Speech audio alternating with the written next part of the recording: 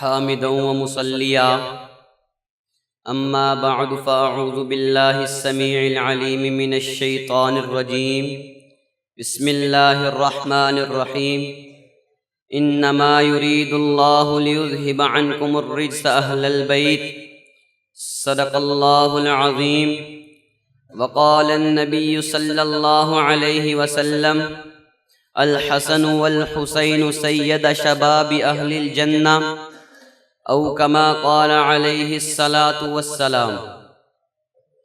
آج لب پر ہے نام امام حسن، آج لب پر ہے نام امام حسن، پڑھ رہا ہوں شان امام حسن۔ آج لب پر ہے نام امام حسن، پڑھ رہا ہوں شان امام حسن۔ مصطفیٰ نے جسے ابن ہذا کہا، اللہ اللہ مقام امام حسن۔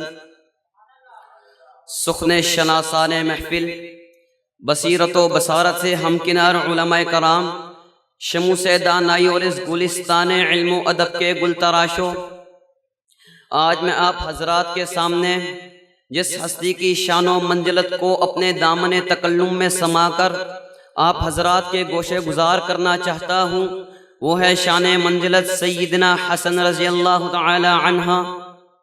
سامعین محترم، چند ساعتوں کے لیے لگام تخیلات میرے ہاتھ میں تھما دیجئے کہ میں نواسہ رسول، جگر گوشے بطول جیسے اسماء مقدسہ کے حامل، فرزند ابو تراب واللہ یحب المحسنین کے مصداق وہ محسن اکبر اللہم ہؤلاء اہل بیت فطہرہم تطہیرا کی دعا سے معطر، تقدیس و تطہیر کے آسمان پر فائز، زہد و تقوی میں بے مثال، عبادت و ریاضت میں بے نظیر، کمال علم و فضل میں یکتا، حیا کا پیکر، اخلاق کا دریا، حلم کا سمندر، علم کا مینار، علم کا مینار، حلم کا مینار، حلم کا مینار، حلم کا مینار، میانہ قد منور چہرہ کہ علم و عرفان کے اس مقام کو جا پہنچا کہ سید الاولین والآخرین اپنے عنابی ہونٹوں کو جنبش دیتے ہوئے فرماتے ہیں الحسن والحسین سیدہ شباب اہل الجنہ۔ جی ہاں جناب والا نواسہ رسول کی فضیلت بے شمار، سخی و فیاض ایسے کہ ہر کسی کا ہاتھ بٹاتے، مجاہد و جاباز ایسے کہ نہ دنیا کو ترک کیا نہ آخرت سے کنارہ کشی کی۔ ارے جو میرے آقا کے رنگ میں ایسا رنگا گیا،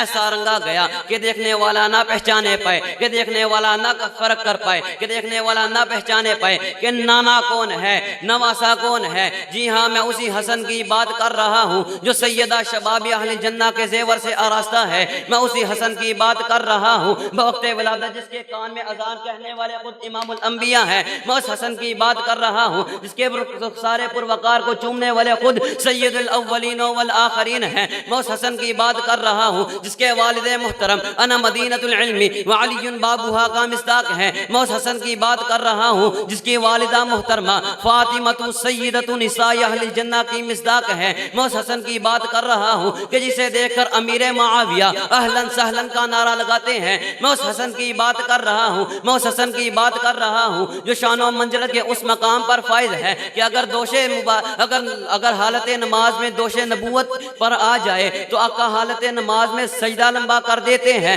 حالت نماز میں سجدہ کر دیتے ہیں۔ میں اس حسن کی بات کر رہا ہوں کہ اگر اس کے رونے کی آواز میرے آقا کے کانوں تک پہنچنے لگے تو آقا بے چین و بے قرار ہونے لگتے ہیں۔ ارے جس کے وجود اطہر کی پاکیزگی کا عالم یہ ہے کہ سرور کونین نے حضرت حسن کو اپنے کندھوں پر بٹھا کر فرمایا ہذانی ریحانتایا من الدنیا۔ پھر شاعر نے بھی کیا خوب کہا، اے محسن اسلام تیری کیا ہی قدر و شان ہے، اے محسن اسلام تیری کیا ہی قدر و شان ہے، تیرے ہی عبر سے حق کی یہ پہچان ہے۔ خامشی میں بھی جس نے حق کا اعلان کیا، خامشی میں بھی جس نے حق کا اعلان کیا، وہ نواسہ رسول چراغ اہل وفا ہے۔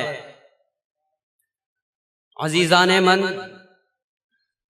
حضرت حسن جگر گوشہ بطول وہ صحابی کہ جن کے فضائل خود امام الانبیاء بیان کرتے ہیں، جن کی سیرت میں حلم، صبر، تقوی اور امت کی خیر خواہی کا بے مثال جذبہ ملتا ہے۔